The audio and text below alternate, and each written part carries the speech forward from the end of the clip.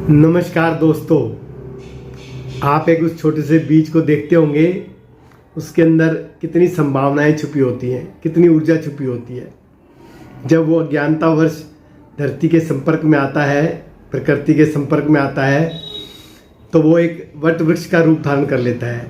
जो वट वृक्ष सबको छाया भी देता है, ताज़ी हवा भी देता है और अपना सर्वत्र भी प्रकृति के लिए लुटाता हुआ नजर आता है। तो इससे हमें उस बीज की संभावनाओं का और उसकी ऊर्जा का पता चलता है।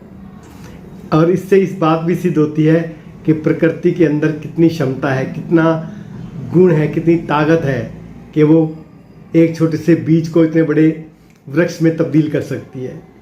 ऐसी ही संभावनाएं, ऐसी ही ऊर्जा, ऐसी ही क्रांति हमारे शरीर में भी घटित हो रही है, हमारे शरीर में भी पनप रही है। बस ज़रूरत है कि हम सही उद्देश्य के साथ, सही नीति के साथ, सही निर्णय के साथ और एक स्वच्छ सोच के साथ अपनी संभावनाओं को जोड़कर चलें। और जब हम ऐसा करेंगे तो हमारे शरीर के अंदर भी एक घटना घटित होगी, एक क्रांति घटित होगी। और वो क्रांति हमें इस ब्रह्मांड के सारे रहस्यों का राज बता देगी। अगर आप चाहते हो कि आप इस ब्रह्मांड के राजा बनकर जिए, आप अपनी सार्थक ऊर्जा के साथ जिए, आप अपनी पूरी शक्ति के साथ जिए, तो अपने आप को प्रकृति के समर्पित कर दो और प्रकृति से जुड़ कर चलो और अपनी सारी इच्छाओं को, सारी संवेदनाओं को प्रकृति में ही ढूंढो, प्रकृति के साथ ही मिलकर चलो।